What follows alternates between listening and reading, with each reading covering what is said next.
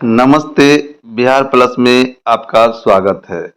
आज हम बात करेंगे ऑनलाइन दर्ज होगा केस, थाने पर जाने पर होगी शिकायत की 30 मिनट में सुनवाई।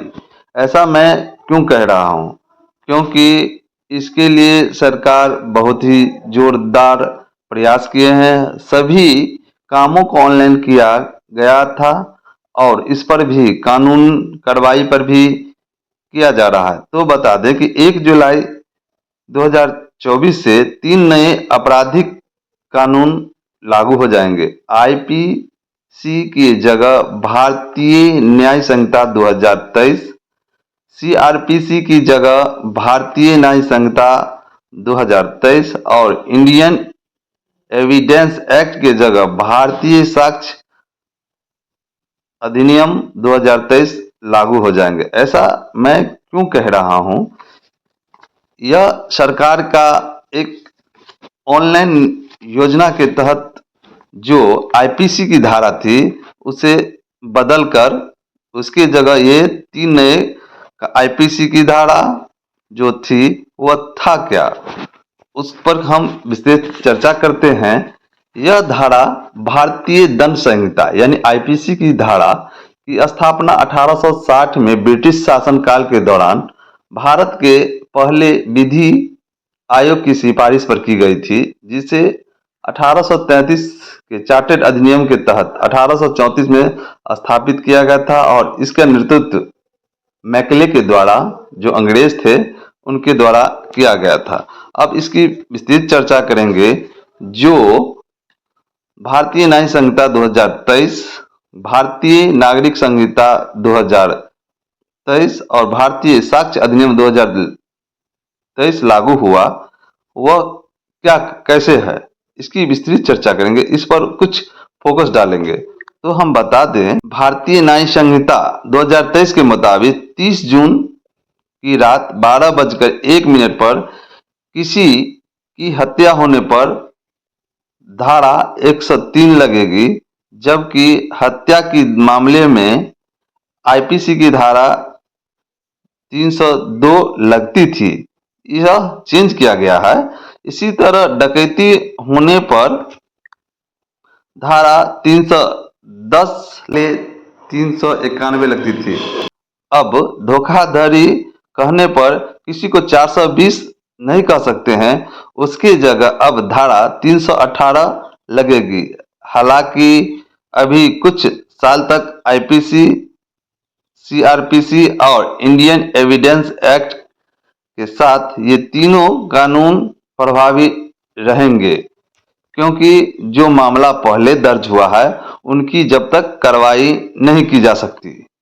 तो अब चले कि अब थाना जाकर केस करने की जरूरत नहीं है, कहीं से भी ऑनलाइन दर्ज कर सकते हैं। लेकिन इसमें कुछ और भी नया तकनीकी जोड़ दिया गया है कि 3 दिनों के अंदर उस थाने पर जाके आके ऑनलाइन आवेदन की कॉपी पर साइन करना होगा।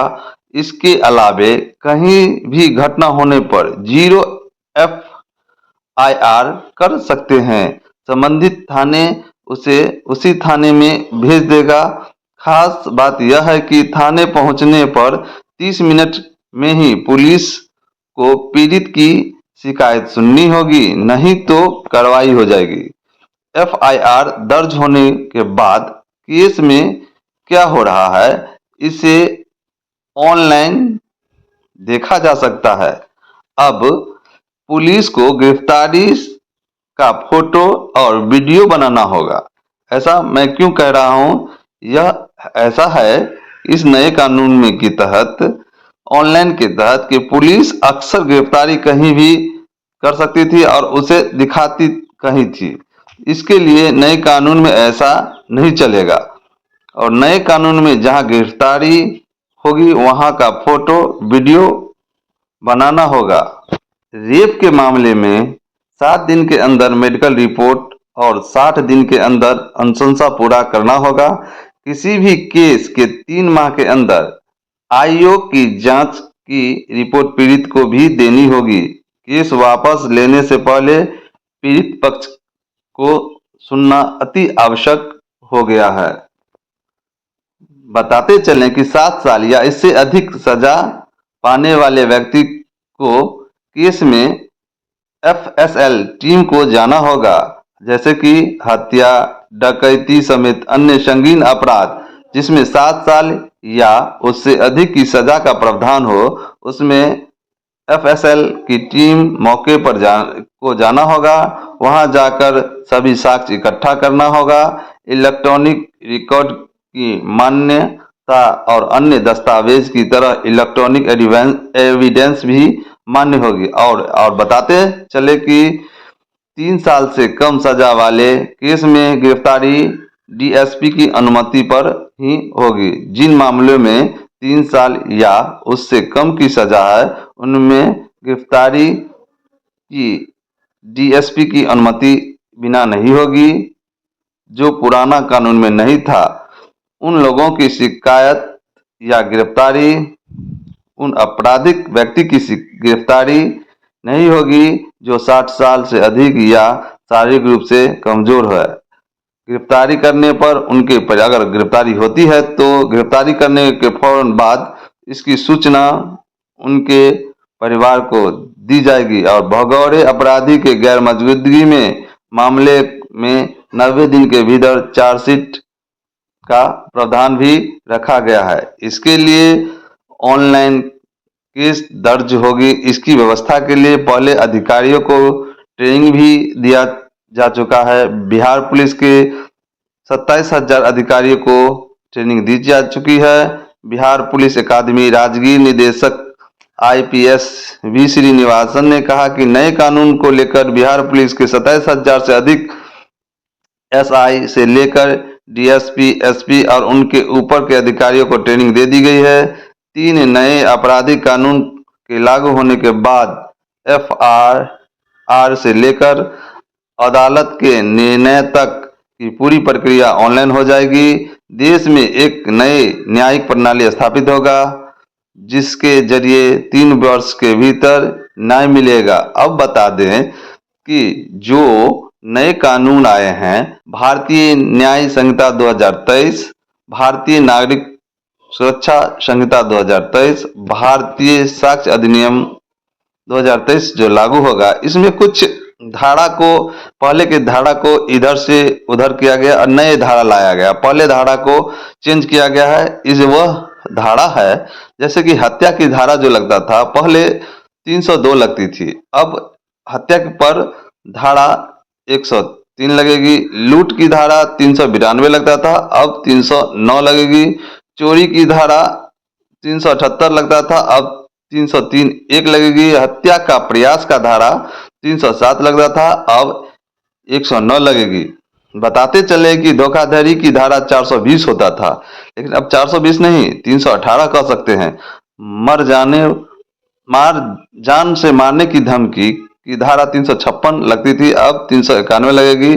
छेड़खानी की धारा की बात करें तो पहले 354 था, अब 74 हो गया। रेप के मामले में 376 लगता था, अब 64 हो गया। दहेज की हत्या के मामले में 304 बी लगता था, अब 80 लगेगी।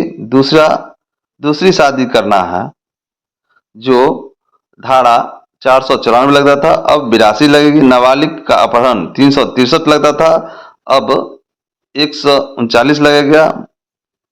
आत्महत्या के लिए उकसाने के लिए धारा 306 लगती थी, अब 108 लगेगी। लज्जा भंग करने के लिए धारा 509 लगता था, अब 79 लगेगी। सेवकों को डरा कर रोकने के लिए 353 लगता था, अब 121 लगेगी। भ्रूण हत्या के लिए धारा 315 लगती थी, अब 91 लगेगी। रंगदारी के लिए 38 लगता था, अब 308 लगेगी। डकैती के दौरान कत्ल की धारा 396 लगता था, अब 310 3 लगेगी। और पति या उसके रिश्तेदारों द्वारा क्रूरता की धारा 498 ए लगता था, अब 85 धारा लगेगी। तो यह धारा कुछ चेंज किया गया है। हम फिर से बता दें कि आईपीसी की जगह भारतीय न्याय संहिता 2023 सीआरपीसी की जगह भारतीय नागरिक सुरक्षा संहिता 2023 और इंडियन एविडेंस एक्ट की जगह भारतीय साक्ष्य अधिनियम 2023 लागू हो चुकी है और इस पर ऑनलाइन केस करने की व्यवस्था चालू हो गया है। अगर आप अपना केस दर्ज कर वहां पहुंचते हैं तो 30 मिनट के बीच ही उस पर पुलिसिया कार्रवाई शुरू हो जाएगी। धन्यवाद। जो आज इस धारा पे इस नए कानून की हम विस्तृत चर्चा की है। धन्यवाद।